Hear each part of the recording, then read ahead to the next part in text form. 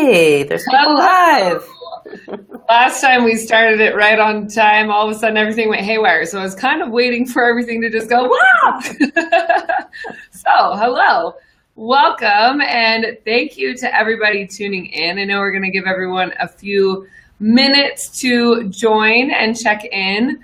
So I wanted to introduce a dear friend of mine and fellow entrepreneur, Miss Christine. And can you please say your last name for me? Because I've been trying to say it all day, wondering if I'm getting it right or not. Yes, it's just Pereira. It's super easy. Pereira. Yeah. I don't say it with an accent. So, or when I do, I apparently say it wrong. So it's just, Pereira. How would you say it with the Brazilian accent? Like, don't ask me because I can't do it properly, I've been told. Awesome. Well, I'm so glad that we're here. I can see the comments. So Colleen and Nikki, so glad that you two are here. So Christine, can you go ahead and just give us an introduction and tell us a little bit about yourself and your business, and maybe a little bit about how we met too, because that's a fun story. Yeah, totally. So I'm the founder of Soulful Selling, and Soulful Selling was really started to help people feel more comfortable and confident in sales situations. And primarily, I started for entrepreneurs. But as my business evolved, I realized that my kind of biggest challenge was that I'm an introvert. And I grew up, I was a super, super shy kid. And I realized that for me, that was like a super huge challenge. And I used sales to actually connect with people, which was really interesting. Like, I would not know what to say in a social situation. I would feel super awkward. But if I had something to sell, or I was like doing a fundraiser at school, then I would have like a reason to talk to someone. And it kind of just became this thing that I became very comfortable doing. So now I help introverted entrepreneurs grow their businesses. And I think sales is just a really big block that I see so many people have. There's either guilt and shame about money, or asking for money, and then a lot of people just think that they're really bad at selling. And it's really because they've never even practiced it, or they just, they kind of give up on it before they start. And so much of selling is really practicing. So that's kind of what my business does. I do online courses. I have a big program coming up, but I really help people grow their digital businesses online. And we met actually in a business mastermind. It was a very small group of people.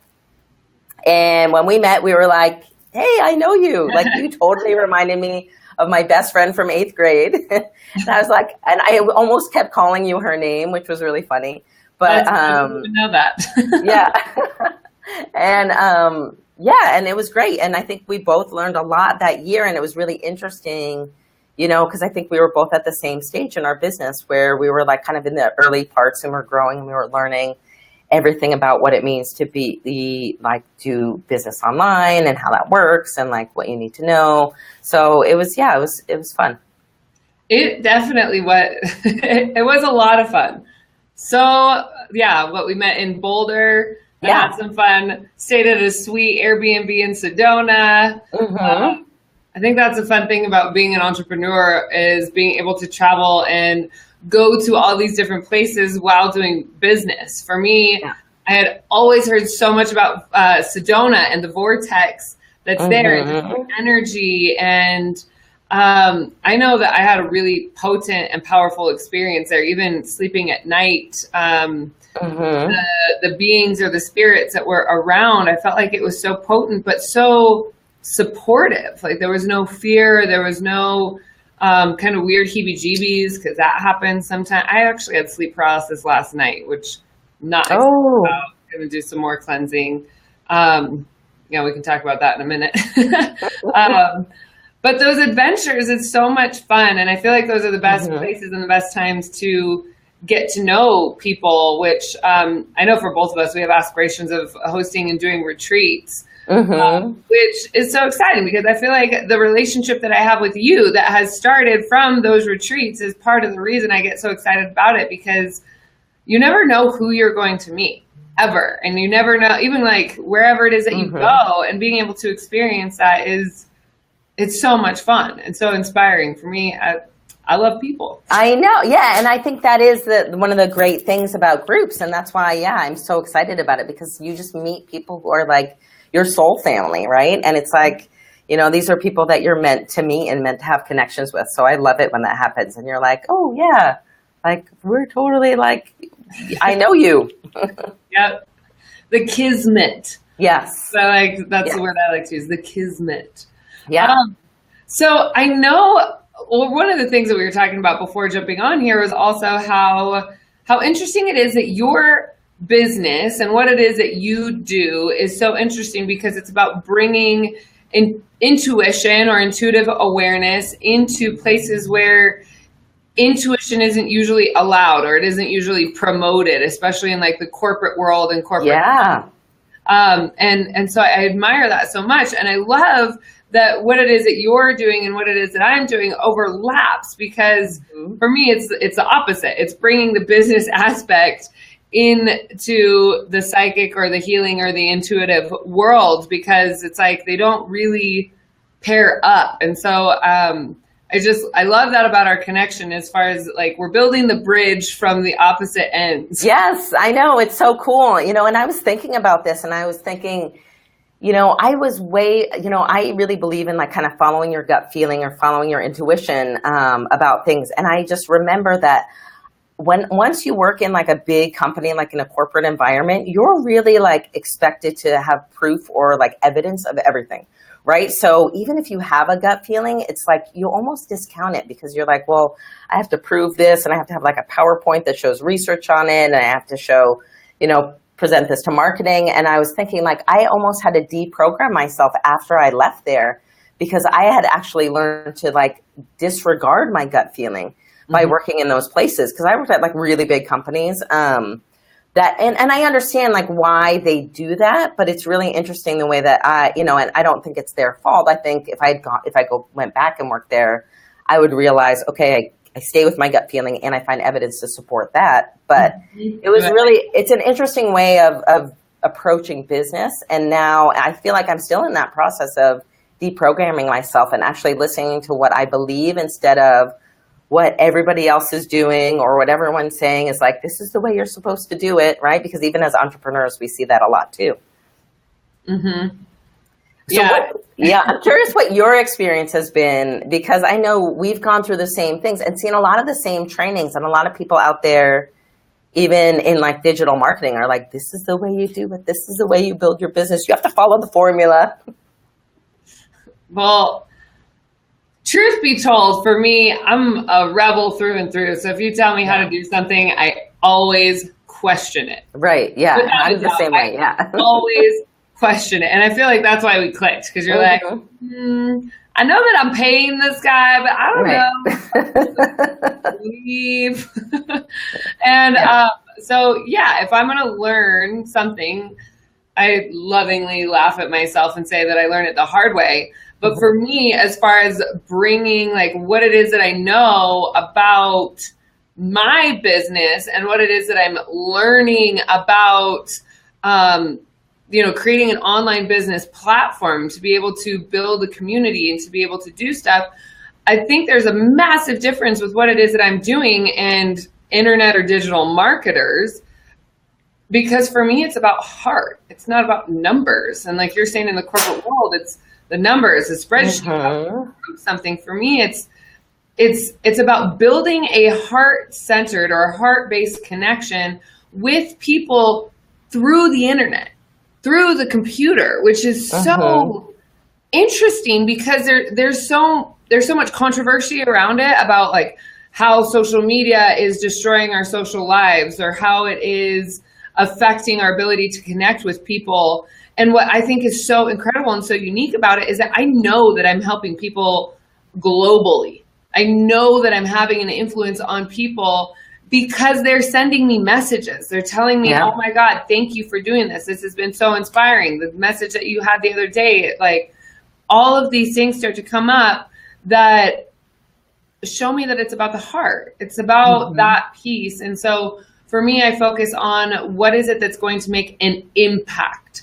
What is it that I can do that's going to make an impact? Not how many people am I going to get to watch it, or how many people am I going to get on my list, or what are the numbers of da-da-da-da-da. Yes, that's part of it. But at the same time, I look at those numbers and I'm like, I don't feel that way about it, because if I'm making deep, heart-centered connections with people who are interested in what it is that I'm saying, then I don't need this mass email list of like 50,000 people in order to create a program or whatever it is. For me, it's about starting a revolution. Honestly, I tell myself that every I love that. Not very many people that, but now it's out there. Yeah, I tell myself every day I'm starting a revolution of love, of psychic awareness, of psychic development, of teaching spiritual warriors how to start fighting, how to be a warrior, how to be out there, how to be a light worker. And so for me, it has so much more to do with that aspect of it than it does the 1, 2, 3. Yeah. And I love that you said that, because I think so many entrepreneurs who are just getting started get really frustrated, and they read these things like, you have to create a lead magnet, and you have to have a list of 5,000 people, and you have to do that, and and it's just very intimidating for so many people. Mm-hmm. But you're totally right. You could literally have 5 people who pay you a certain amount of money who, help you grow your business, and you can have like really serious impacts on their lives. Mm-hmm. And it's not about, having the list of 100,000 people. It's about, the amount of people that you connect with and that you can make a difference with. And then, then it's funny because those 5 people can help another 5 people and another 5 people. And then it's like, it's an incredible impact. Yep. You took the words right out of my mouth. That's what I was looking at. It's like, I know that if I help one person, I'm not just helping one person. I'm helping their family. I'm helping, especially when we're leaders or people who are role models or leaders in their communities. I tend to attract people who are influencers, people that have already an influence on their community, or people that are in a place of where people listen to them. And I know that if I am behind the scenes, I don't need to be in front, right? I'm in front of the camera now because this is my thing. But if I'm helping somebody else behind the scenes, and they're then helping a larger audience of people, then that for me is it's the most fulfilling part. And that is one person. It's not 10,000, but I know that there's still an influence or an impact being made. I want to connect in real quick with the people who are watching, our viewers, and to let you know that we can, in fact, see your comments. So I want to say, Colleen, thank you for the kind birthday message. I appreciate it very much. And I do want to invite that if any of you have any questions or anything that is relating to you, please don't be shy. Please feel free to chime in. And also, if you are watching the replay, please do post your questions because Christine and I are going to be taking the time in the next couple of days, or even as they come up. Sometimes it goes on for a couple weeks. But we'll be checking in and responding. So please feel free to be active.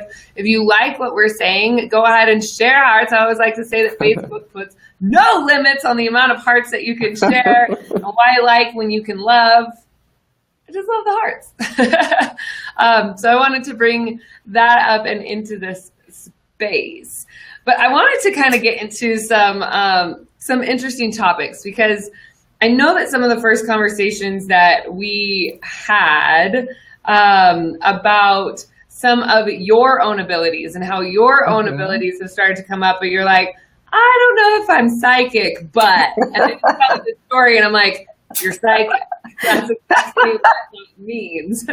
So what are some of the favorite stories that you'd be willing to share with everyone about your experience in getting out of the corporate world and how that has also enhanced your own intuitive abilities? Yeah, it's really funny because I really credit you actually a lot with like activating this, because I think so many times, and this is why I think like listening to your intuition is so important, because I would have like these little ideas and then you would tell me something like and confirm it. Like the first time we met, I think I was telling you, because there was like a spirit that was kind of bothering my son all of the time. And I remember I thought it was like this little boy, but I don't think I even told you. And I was like, my son's having this problem sleeping, and we're like going through this thing. And you were like, it's a young boy. And I was like, oh yeah, it is. And it was really funny because then I started seeing him all the time, not seeing him, but feeling him all the time. And it was really interesting because if you hadn't said that, I would have thought, well, it's just this thing that's happening. So it was really interesting because having you confirm a few things made me just kind of trust my own instincts about things. Mm-hmm. And then it just totally changed the way I looked at things. And I always say to people, like, if you just assumed everything you thought or you had like an inkling of was real, like just assume that it is, right? Instead of like questioning it. Right. Or so make it go away, like you were saying. Exactly. Yeah. Because sometimes, and so many times I've had experiences where I've just totally ignored it, or like the next day I just kind of like black it out. I mean, I had like a very intense experience in our home, and this was like before where we had like some intense things going on. And the next day I was like, I'm pretty sure I made that up. And I emailed someone, and she was like, you did not make that up. And then I'm like, oh my gosh, that's like way, way more intense than like, what are we dealing with? So we've had a lot of interesting things happen in our home, which I think a lot of people do in older homes. And our home isn't even like super old, but it was built in the 50s. But that's been like a super interesting journey to go through, because I think I called you even the other day once, because now that I'm aware of it, it's like I just I feel things all the time. And that's why I think I called you the other day. I was like, is this just like an open house? Like people are coming in and out all the time. Like, what, can I like close the doors? But it was really interesting because now I'm much more aware of it, and I can like feel different things that are going on, which is funny for me. So how has that then, just opening up that, because yes, I will say that validation helps. Mm-hmm. My teachers and my mentors, when I was going through my clairvoyant program, they would always say, you don't need validation. You got to just trust yourself. And I would be like, yeah, but the validation really helps, because at this point I feel like I'm shooting an arrow through a dark room and I have no idea what's happening. So the fact that the person in front of me that I'm reading is now crying because, and I mean that in a good way, but crying because what I have said has hit such a deep chord, or such a, not an energetic chord, but such a deep part of themselves, that all of a sudden it's like, okay, I am spot on. And so like you're saying, yes, to hear, actually, I'd love to share this story. The first, I don't even know that I've shared this one out loud before, but when I was going to school to get my degree in psychology, and I started taking transpersonal psychology, and I got really into Dr. Brian Weiss and his stuff. And the first book that he wrote was in 1988, Many Lives, Many Masters. And it opened my awareness up to, okay, well, past lives exist. I had already had my own past life memories and experiences, but I didn't know what to do with them. Mm-hmm. So Dr. Brian Weiss, he also had some meditations. And so I was doing this past life regression meditation. And that past life regression meditation opened me up. I smelled the smells of the marketplace. I could look down and see my feet. I could see what I was wearing. I could feel this overwhelming sense of panic, sheer panic. And I immediately saw myself running because I felt like I was being chased. And I ended up getting cornered, and I saw the moment when my soul left my body. And I was like 21. I was partying a lot. I had no idea. Like, I'm trying to open myself up, but I had no idea what I was doing. It scared the shit out of me. I was like, oh, no way. No way. I'm not going to do this. I have nothing to do with this at all. And I ended up a few days later, because I had no idea who to even talk to about this. I went to a psychic fair at the Berkeley Psychic Institute, and it was Halloween. The woman, I want to say like in her late 60s maybe, but she was also dressed as a zombie. So she was like this zombie grandma. And there was another woman that was like dressed as a butterfly, and the whole situation. I'm like, this is hilarious. I can't. Ridiculous. That's so funny. And so I sit down. I tell this woman I had a past life memory experience doing a meditation. That was pretty much all I told her. Boom, this woman starts talking about it, nails it in detail, describes everything that I saw, everything that I experienced. She talked about the person in that life that was chasing me and who they are in this life, and all of this incredible stuff. And like that level, like there's absolutely no way she could have known, because I didn't tell anybody about it. So at that point, I'm like, am I losing my mind? And so that for me was one of the most impactful days or experiences of my life, because that for me was when I was sold, and I was like, oh my goodness. And she also told me, she said, you're running a lot of psychic energy. Do you know that you're psychic? And at that point I was like, well, like, I guess I kind of know that my mother said, but I didn't like know. And so that for me was the beginning, the absolute beginning when I started my path. But my point of it is that validation, that she saw what I saw without me telling her, to let me know that what I saw was real. And that kind of outside view to what is going on in your inner world can be life-changing, especially if it's your first time. Totally, yeah, because it just makes you trust yourself so much more. And I have to say, I've had similar experiences. I feel like mine were like, I would have super intense experiences every like few years, but it would freak me out so much that I would be like, okay, no more of that. That was just a little too intense. Like, let's move on. And honestly, I didn't have anyone to talk to about it. I didn't have anyone to process it with me. I mean, I did like a shamanic journey with someone who was guiding me, and she was actually stunned at how intense like the information was. And then I was just like kind of sitting there with my eyes open. And so she made me feel like, oh, like that's like not normal. And I was like, okay, I'm just going to forget about it, because she didn't seem like a person I wanted to talk to about it. So it's interesting. I'm now just starting to feel more comfortable and I think just from being able to talk to you about it, feel like that has helped me so much in just trusting myself. And I feel like in business, and I always say, even in selling, like it's 90 or 80% about your confidence, and it's about trusting yourself. And if you can do that, it changes everything. And it's not like you can just immediately trust yourself. It's not like a switch. But if you can just start and keep building that trust, it makes a huge difference. Yeah, I totally agree. And one of the interesting things about being an entrepreneur, because this is the first real year that I've actually like considered or called myself an entrepreneur. Having my own business as a psychic is one thing, but to actually have my own business is a whole nother thing. And one of the things that I really, really noticed, especially in being that mastermind with you, is that because I started to look around and notice that my business, like, you were there for it. It like all of a sudden just like popped open. And I started to see like, why was I able to do that when other people who have been working for years and years and years doing this, working at the same thing, it has taken them a little bit longer. So I really started to reflect and ask my guides and my angels, like, why did this happen for me? And what I started to see was that creating a business as an entrepreneur, as a person who is at the heart, at the core of what is being created, that your business is a direct reflection of your own personal growth. That your own personal growth in all arenas, in your relationships with family, in your relationships with coworkers, in your inner world, all of it, that your business is a direct reflection of what is going on inside. And so if you're not doing your emotional work, it can stifle the business.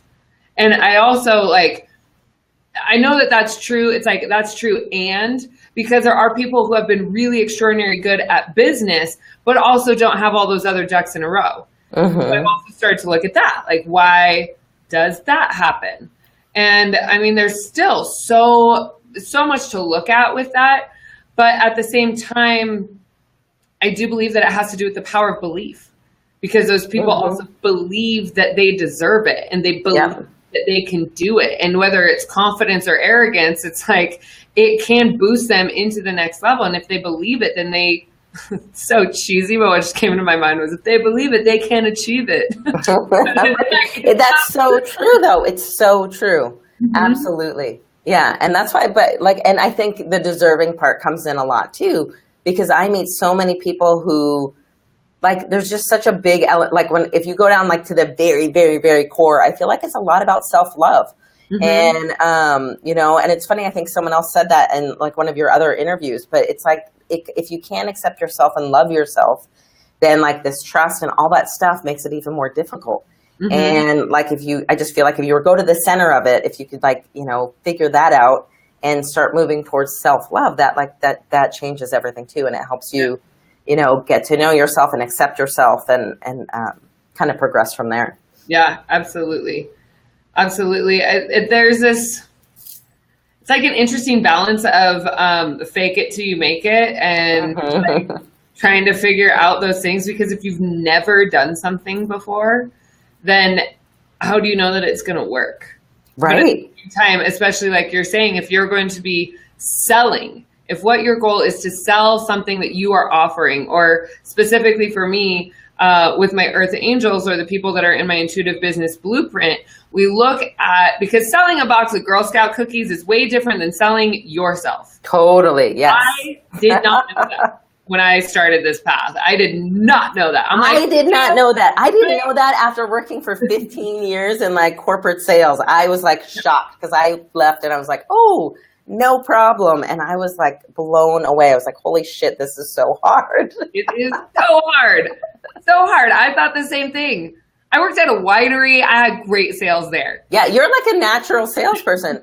But yeah, when it comes to selling yourself, and that's why, because it's not, and especially if it's a business where it's like your heart and soul, right? Like that, and then it's like if you put yourself out there and people say no, it's like this personal rejection. So especially when it's like that one, when you finally figured out like that one thing you're meant to do, and you're selling that's totally the hardest thing, because like it goes super deep and you have to really, really trust yourself and love yourself to like be able to put that out there. And it's scary. I also noticed that one of my blocks as that started happening, because I care so deeply about so much, but specifically my clients and my client success and their emotional health and their lives, because the work that I'm doing is so intimate on like a deep soulful level, because right, yeah, of course, at souls, karmas, past lives, like all sorts of really intense dynamics. And so I started to have this block that I noticed blocked my business, because I was afraid that there was a capacity inside of my heart that I could only have so many intimate connections. And intimate, obviously not meaning sexual, but intimate as far as like deeply bonded. I was so worried that I could only have X amount of deeply bonded relationships. And so I started to feel like I got to this, like, I can't have any more. What am I going to do? Oh no. And it was one of those massive growth periods for me that like shattered the existing boundaries of my heart open. And once I started to realize like there's no limit, there's no capacity, there's no like boiling point. And for some reason, it was like that turning point helped me to really see and believe in what it is that I'm doing, and what it was at the time that I was doing to help people. Because essentially, like you're saying, if you're selling for a big company, then the company is responsible. Right. If I'm selling for me and I'm offering my services one-on-one, or I'm offering a reading or anything like that, then it's, if I fail or if I screw up, like that is on me. Yeah. And so not being able to trust myself before agreeing to go into that agreement, there's no other way around it but doing it. Yeah. You can't learn that lesson, or you can't get over that hurdle without doing it. It's the only way. It's so true. Yeah. And so many people are so resistant to that. And then they never get even to that part, or they like dip their toe in and do it a tiny bit. And this is what I see a lot of people who are like, I'm so bad at selling. And I get it, because it is really hard, and it doesn't help that like everyone in the world has this like, misconception about salespeople being sleazy, and, there's all this, everyone in society tells you like money is bad and like you're greedy and all this stuff. So that doesn't help. But yeah, it's hard because you do have to put yourself out there, and you have to do it more than once. Mm-hmm. So it's very, very scary. I mean, being an entrepreneur is not the easy path, for sure. It's not. I was talking to a friend of mine the other day, and he was like, said something about like, well, it is if you're the boss. And I said, I'm not the boss. Technically, I work for my clients. Yeah. Technically, I work for my assistant. Technically, I work for the people who I have created in this community, because if I don't show up, yeah, like the bottom falls out. And so I've thought that I was going to be working for myself, which is great. But at the same time, it's like, there's so much, there's so many people, there's so much love, there's so much fulfillment, there's so many Facebook lives to do. Right. Yeah. I know the whole idea of like people who are like, oh, it's going to be a lifestyle business. It's like, I don't know what lifestyle that is, but It is not. Even like, the lifestyle business, people are working harder than probably anyone I know who's working in the corporate world. Mm-hmm. Yeah. If you want to be of service, like what Leah is saying here, of service, a lifestyle. By the way, Leah, do you see this? Love it. I love that. That's beautiful. Leah got it for me for my birthday. Oh. So yeah, I think the business, the entrepreneur, the psychic, and the intuitive, to me, it's so interesting because it's so much of one and the same, but it's not. It's like the same rules to the game with different components or different energies. But yeah, to me, it is all one and the same. It's an outer reflection of yourself when you are in that space of being an entrepreneur. Yeah. And someone just said something about pricing in the comments, and I just want to address this because it's funny. I don't think you remember this, but you actually taught me something about pricing that I was not aware of, because everyone has different ideas about pricing, right? And the reality is there are no rules about pricing. Like there are like, for example, coaches out there who charge like $100 an hour, and then there's like a coach who charges like $100,000 up front, and you have to like go to his location for every meeting, right? So there are no rules around pricing. But what I learned and what you taught me is that sometimes you have to start out at a certain price to build your confidence and feel good about it and feel like you're providing value. And then you can always change it. I did this recently with a corporate client. I was really excited to work with them, and everyone was like telling me, oh, you have to charge like $20,000 up front and 20% of the profits. And I was like, that feels really, really wrong to me. And I ended up charging them like way, way less than I would ever charge anyone else, but it felt really right. And like within like a month, they referred me to someone else. Mm-hmm. So, I mean, I think I made the right decision, and I really enjoy working with them. But I think you really have to use your gut and your intuition a lot when it comes to pricing. Yeah, I completely agree. And this is actually a conversation that we had because we were talking about pricing, and does it get to be too much, and when is too much, or like what is the limit? And what's so interesting is when we signed up to do that coaching opportunity, I was not even making what I lovingly say 4 figures a month. I was lucky if there was a comma in my bank account, and all of my money was going straight back into creating these or business cards or whatever it is. And the charge for that, $25,000. That was more than I had ever spent on anything in my life. Yeah. At all. Even my college tuition, which are loans I'm still paying off because they're fixed interest. But it was so funny for me because I had monkey mind about it. I had like, well, how am I going to do it? What if I fail? Right. Things. And talk about an intuitive decision. I sat down in meditation. The first thing that came to me instantly was, Samantha, this is your destiny. And it was like crystal clear, and then it was gone in the same instant. And I just knew after that I had to find a way to make it work. And I was still freaking out, totally freaking out. But I knew there was something about it that I knew that if I invested in myself, it was going to be a better investment than investing in anything. I needed a new car at the time. I was still living at my grandmother's house. I had all of these things that were going on in my life where financially I could have made those a priority. But instead, I decided to invest in my business. Had a conversation with my grandmother and said, hey, can you support me on this? Because if so, that means I'm going to be living at your house. And she's a rock star, and she's amazing. Oh, what a good grandma. Yeah, she really is. I would not have been able to do this without her, without a doubt. And that $25,000, of course, I thought he was greedy, and I was like, what? This is crazy, because I had never dealt with that much money before. Mm-hmm. Spending that much money was the only thing that got me past my blocks.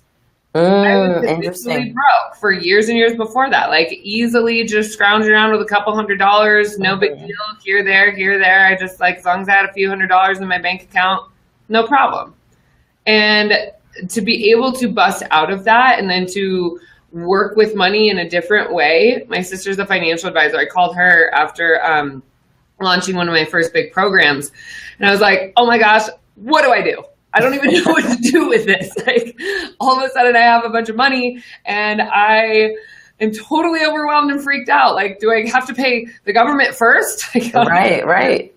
And so like that whole thing about being an entrepreneur and building the business was this whole other thing that came up around it. But at the same time, it's like, it's so exciting. And had I not been willing to take that leap of faith in myself and take out a loan, totally took out a borrowed money to be able to do it, to create what I knew I came to this planet to do.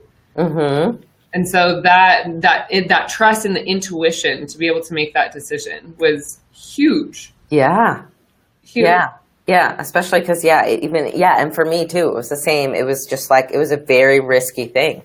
And I was just like, okay, like, this is just like, we're going to try it and see what happens. But yeah, it was definitely a struggle, and I definitely was conflicted about it. But yeah, sometimes it takes that to have like a shift in what you're doing.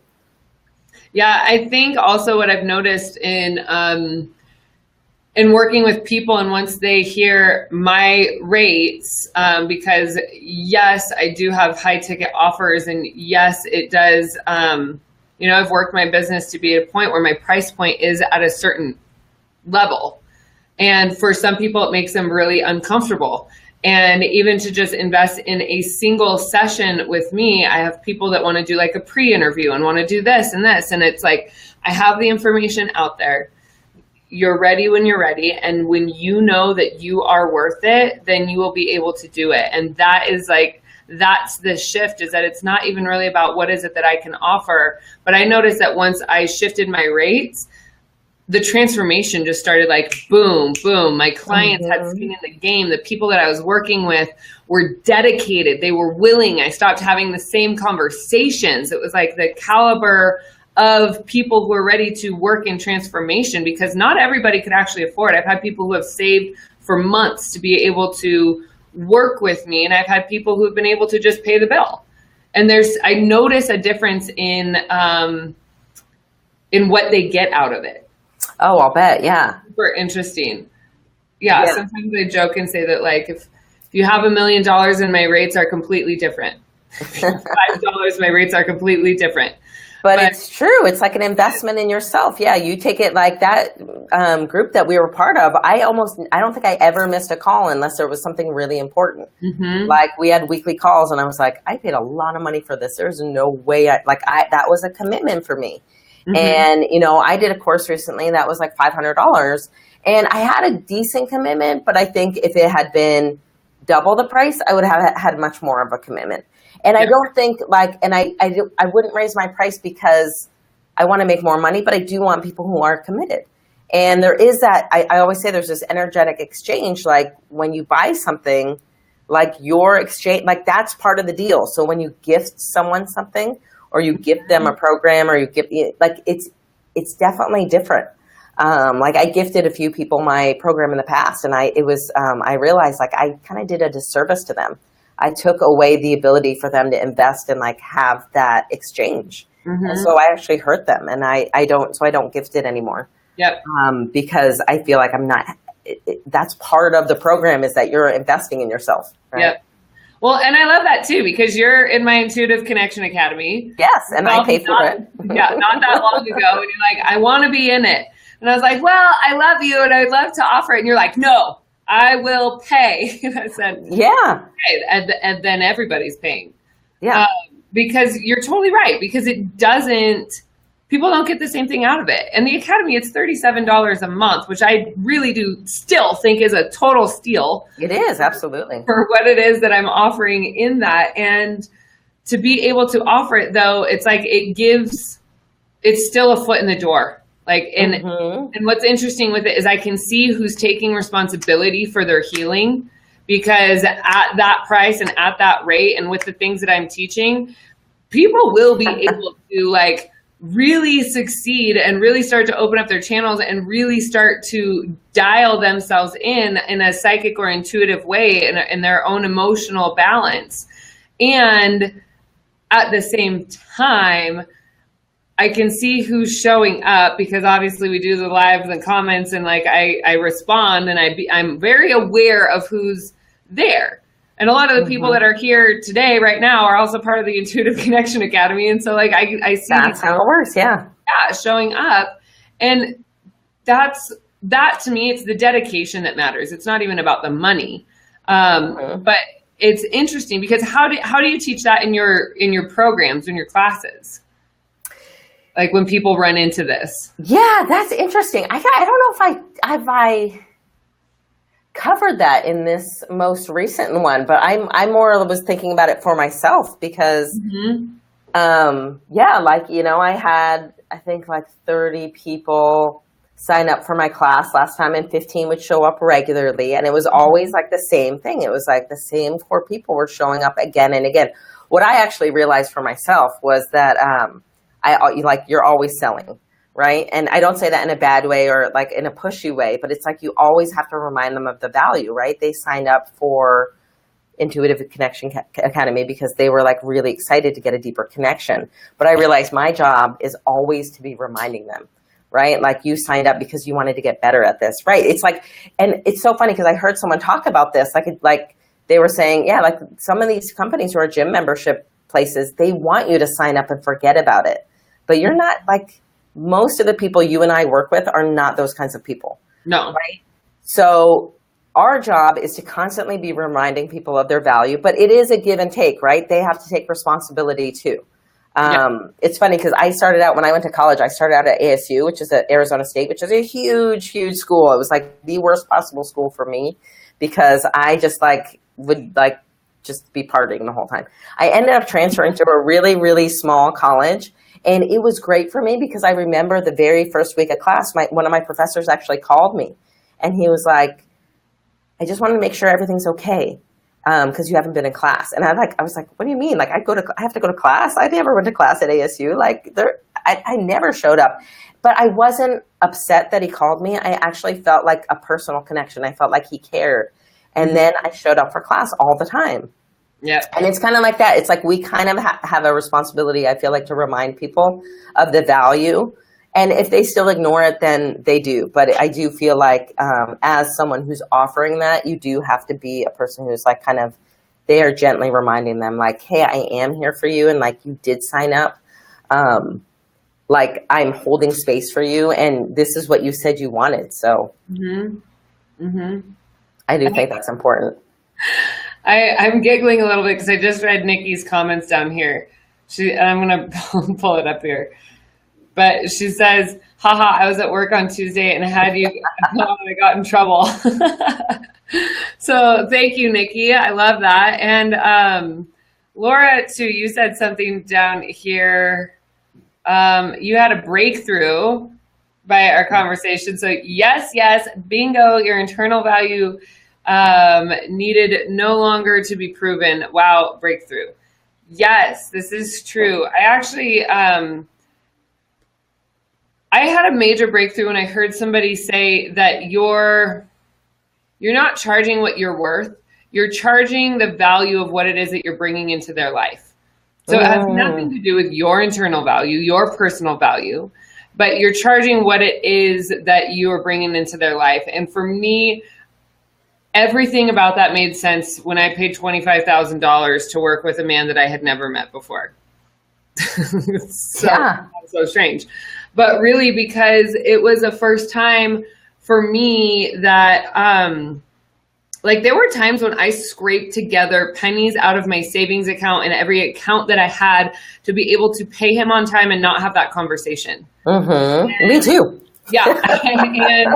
and to be able to do that lit the biggest bonfire under my ass that I was doing my Facebook Lives. I was out there hitting the pavement. I was putting flyers out there. I was working my best to get word of mouth out there, because not only did I have this dream to change the world, but all of a sudden it was like the money aspect of my commitment became this giant lever.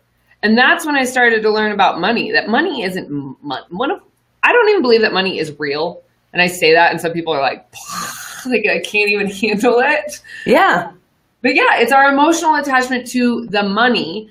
And so bringing that into the spiritual component or the spiritual arena, because I've had so many people that are like, well, you're a healer, you shouldn't charge for that. I'm like, well, yeah, but you have to like make a living. Yeah. But I like want to be able to buy myself a house, and I want to be able to, buy a car. I want to be able to buy myself groceries. And if I want the extra fancy, nice cheese, I want to be able to buy it. Mm-hmm. And so it's really an interesting thing once we're able to detach emotionally from money, because that was my biggest thing. But being able to detach emotionally from money, I feel like really does help being able to offer your services. So I'm so curious about what your take is on this, because I just had some thoughts about it. But like, there's so much shit about money, right? Like, yeah. And it's not just like our society. Like, what is that about? Like, why do we all have such a crazy hang up? Like, what is that? Where does that come from? It's the emotional attachments. Mm.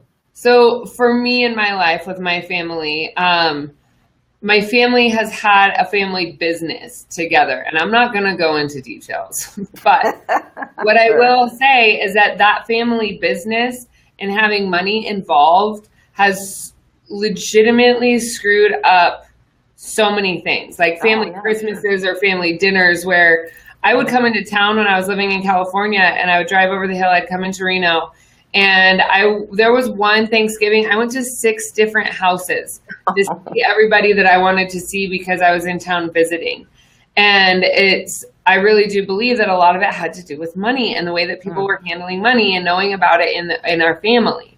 And so for me, I had this significant detachment from what is money, because I was like, I don't want any of that. That causes issues, that causes fights, and that's why I think I was so okay with like not having money all the time. Like if I had enough to get me through the week or to do the things that I wanted to do, that was great and that was fine. And I always found a way, like whenever I wanted to do things, I always found a way to be able to pay for it. Mm-hmm. But the attachment that I had to money, that I associated it with, greed, and it's not even like the greed, but it's the dishonest aspect, the mistrust, the misuse, the manipulation. I've definitely been manipulated with money before in other relationships in my life. And so those emotional attachments that we have to money and what is money, I really do believe is what holds us back.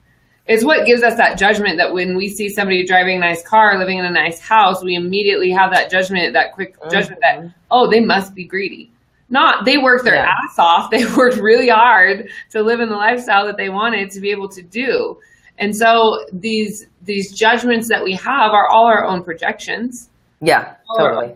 Yeah. And so in order to be able to, at least for me in my path, in order to start making money, I had to work through my issues with what is money, because it has torn my family apart on both sides in different arenas. I've watched it destroy relationships and friendships, like all sorts of crazy stuff.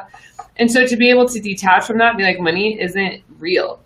The energy of money is real, and our emotional attachment to money is what is real. And so that's why people equate, well, who's going to pay me X amount of dollars for this healing session when I wouldn't pay that much for it, or I don't believe that I'm worth it. And so it becomes like we're measuring our own worth with dollars. Mm-hmm. That to me doesn't make sense.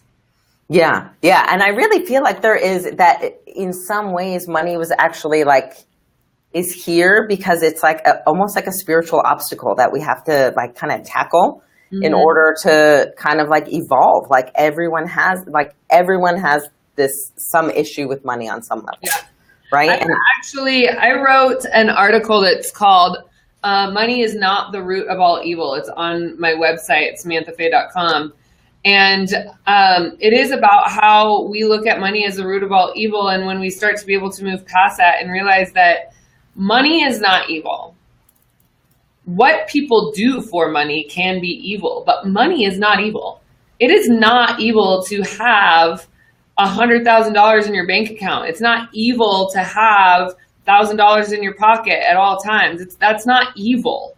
But yes, the question is of how did you acquire it? What did you do for it? Whose toes did you step on? Who did you push out of the way? Who did you manipulate to get it? Right. That is evil. But there are a lot of really extraordinarily kind, loving, wonderful, generous people that have a lot of money. And so having money isn't a personality trait. The personality traits that we have and the way that we handle ourselves around it, I do believe is more defining. Yeah. And there are people that I do have a hard time being around because it's like they're constantly stuck on money and not having it. Yeah. Yeah. I agree. Yeah. And it's like they focus so much on it. And that's, I actually heard someone say that who was at like a marketing event, and she was saying like, you know, like she had this fear of public speaking. And she said, the minute you start thinking about like the numbers or the money or whatever, like you can't like go on stage like that. Like people, like it'll be a disaster. But the minute you start focusing on like the good you can do and like how the impact you're going to have, it changes everything. Mm-hmm. And I think that doesn't just apply to, you know, obviously speaking on stage, but I think that really applies to your business when you start doing the calculations and you're like, okay, I can make this much. You know, it just changes your energy from like, I can have this impact on this many people. Well, and what's interesting, and one of the things that I tell my Earth Angels is that, well, and all people in general that I talk to about this topic is that money is a way to measure. That if you are in a healing business and you are working with clients in a one-on-one or even in a group setting, money simply becomes a measurement of how many lives you are impacting. How many people are in your program? How many people's lives are you impacting? Yes, can be measured by money. But that's not the measurement of your value. That's not the measurement of your development. That's not the measurement of anything. It's a measurement of how many people you're helping, because if they paid you, then it's like, okay, well, there's that. And if there's another one, then there's another one. And you can be able to measure it in that way. But money is part of it. Money is a part of our whole thing, just like the ego is a part of ourselves. And we have to learn to work with the ego, not shun the ego in our spiritual path. We have to learn to work with it and befriend it and give it a job and make it feel good and nurtured while we're also developing our heart. And so to me, it's the same with money. Yeah, that's a great example. Yeah, that's so perfect. It's like money is the ego of our society's being, and we have to learn how to work with it because it doesn't just go away. Right. It's not going away. It's not going away. Money's not going away at all. But that's actually a perfect representation. Like money is like the ego of our society, basically. Yeah. And so once we learn to love and nurture and care for it within our own space, we can start to release the issues that we have around it. And it becomes freeing, really. Yeah, I agree. I think a lot of that too is like what you were talking about before with like surrender and just like kind of allowing, because I think that really applies to money too. When people get in, and I remember being in the stage in college where you're like, God, I'm like, just like, I don't know if I can even pay my rent or I can pay my car payment, and kind of living that paycheck to paycheck. And it's very hard when you're in that space to even like focus on what you can be grateful for, you know, because there's like all these tips out there. And I remember being like in that spot and being like, oh, that's really hard. But you do just have to not fixate on like all of the negatives and kind of just accept that everything's going to be okay. Because every month I did end up paying my rent, and I don't know how. I mean, it was kind of amazing, but it happened every month. Like you just said, like you always scrape together enough. Like you will be taken care of, but there's some definite element of like kind of surrender in that, I think. Yeah, I agree. I actually started when I was freaking out because I had taken out this massive loan, and not just the massive loan, but also all the expenses of growing the business and blah, blah, blah, blah. I'm like, oh my God, I've never been so far in the red before in my life. I'm freaking out. Like I could be $700 in my own credit card debt and have a couple hundred in my bank account. So be like, I'm good. whatever. But then to start looking and being like, oh my gosh. And so what I started doing, I started going into my bank account, because normally that'd be like, oh my gosh, how did I spend that? I didn't even know that I didn't have that much money. So I start going into it with this intention of, one, taking a deep breath, but really connecting in with it. Okay, how much money do I have? How can I just shift my thinking around it? And I use affirmations all the time, and I feel like that really helps to keep this flow going. But I notice when I get tight, even now, like, it's funny because it's like the volume of my business, it's like more money is going in and out, but it's still a constant in and out. It's not really like, oh my gosh, all of a sudden I have this wonderful little nest egg. It's like, oh, it's still growing. Oh my gosh, it's still growing. And the energy of money, it's like that, it still doesn't change. I still notice when I'm sitting there like, oh my gosh, I have a $5,000 bill to pay in 2 days. Holy moly. And how am I going to get to it? And so it's still there, but I feel like I've learned to be able to relax and to love and to trust and surrender and to like, okay, that's not real. And if I focus on my lack, if I focus on what it is that I don't have or what it is that I'm not creating, then I'm going to stop creating. So I just keep focusing on the wheels turning. Wheels are turning. Yeah, and I love that. Like just kind of practicing accepting, like going into your bank account, because that is like, when you said that, I was like, that's exactly what people do with selling. They're like, I hate sales. I don't want to have a sales conversation. Like, especially people who are like artists or creative people. And they're like, you know, they just have this idea, people will just find me because I do great work and I'm going to be discovered or something like that. And it's just, you know, they just have such a fear. But if they just release that a little bit and just like had a couple, like you can have a sales conversation and not be sleazy. You can promote yourself and it can be okay, but you have to like, yeah, practice it a little bit, you know, and it might not feel right the same time, but it's, yeah, it's very interesting. Like you kind of have to dive into it and start, especially the things you're really scared of like that.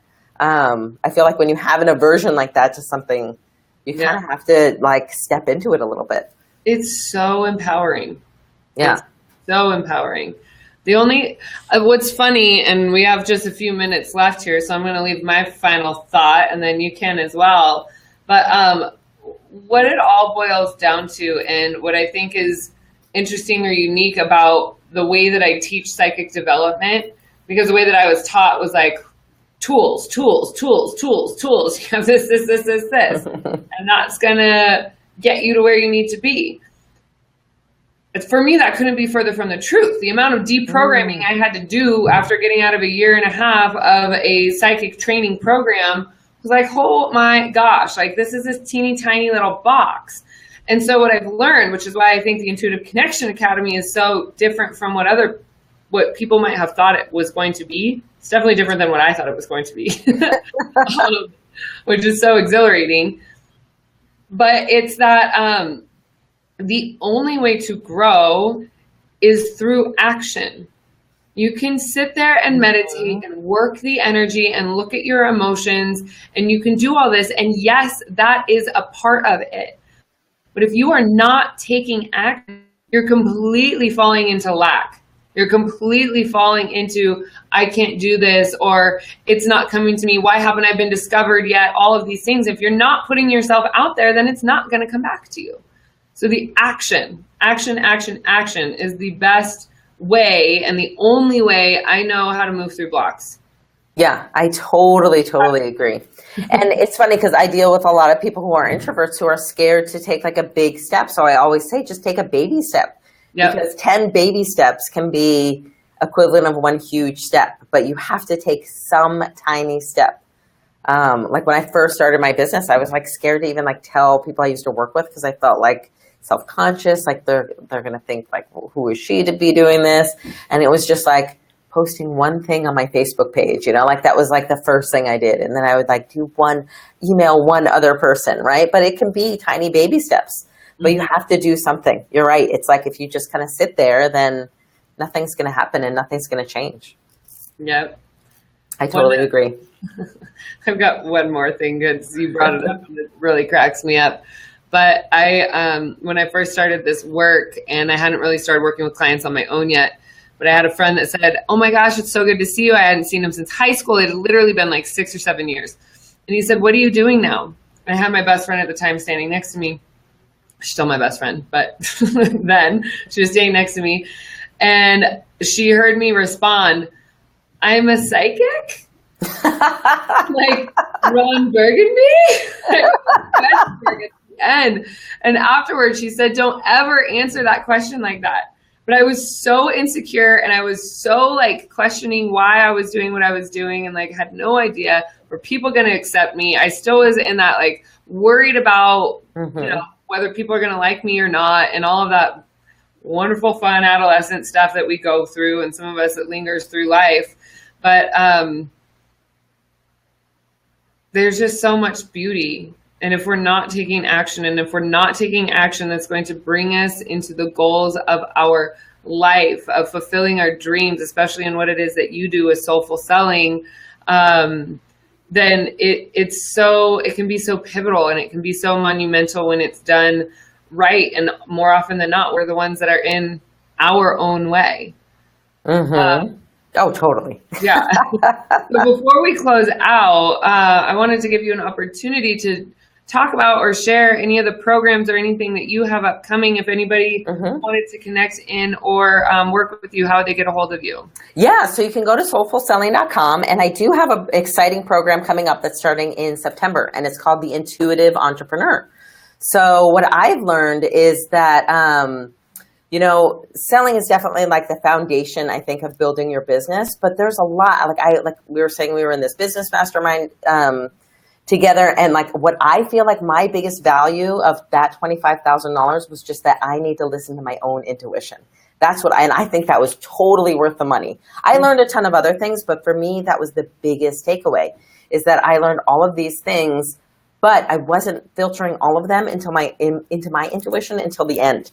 So my goal is really to help people build their digital business online. It's a year-long program, has 2 retreats, but a big part of it is making sure you're using and building your intuition, and being in a safe place with other people who are doing the same. So it's only for 8 people. You can find out about it at soulfulselling.com. And I'm super excited about it because it's something that I'm super interested in developing. And what I've learned is like you kind of like get into the thing that you want to learn most, or you like teach what you most want to learn. And it is something I've explored a lot. And I do feel like I know I can teach something, but I feel like I'll learn so much too from the group of people who are going to be in it. So I'm super excited about it. Wonderful. I'm thrilled about it because, yeah, like we said, when we met, it was our businesses were just little babies. So it's been fun to sit back and watch you and everything that you're doing. It's always so inspirational, and I just love having you on my team. Yeah, and I just have to say thank you, because I don't think I would have been able to even launch this business if it weren't for you. I feel like you really are like kind of an activator of people, because every time I'm around you or I talk to you, I feel like I feel more confident or like strengthen my abilities. And I know I'm not the only one who has been around you and had that experience. So I thank you for that, because you've helped me build my confidence so much just in sessions that you've done with me and talking with you. So thank you. Thank you. That got me a little teary-eyed over here. Thank you. That means the world to me. And so I know that you're going to be teaching a class with our Earth Angels. We just scheduled that. And hopefully, if all goes well, you're going to be at my event. I am definitely going to be there. Yes. Tell people about that, because I have it marked off on my calendar already. Oh, beautiful. Okay. So for those of you that are in the Intuitive Connection Academy and the Daily Sunshine and on my personal page, I did a little mini live about it. So there's plenty of information there. It is my first live event. I'm going to be hosting it here in Reno, Nevada, my hometown, which I'm so excited to bring people to. It is August 24th, 25th, and 26th. So it's 3 days for us to really, really dive deep into the psychic connection that we all have. When there are light workers, healers, and people who are sensitive to energy all in one concentrated place, the energy starts to boom and shift. The amount of healing that we all have actually multiplies. It's like it squares, it doesn't just double. And so it is going to be an incredibly transformative 3 days.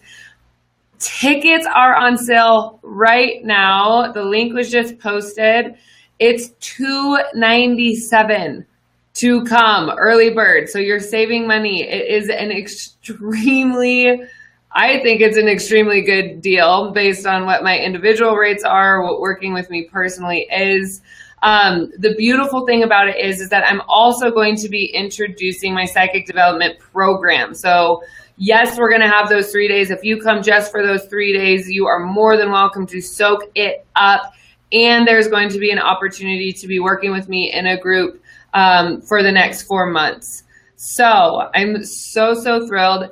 Nikki, I'm not going to be doing anything live from that event. Yes, I might bundle up the teachings and sell it as a separate offer. So that's something that you have actually inspired me to think about today. So yes.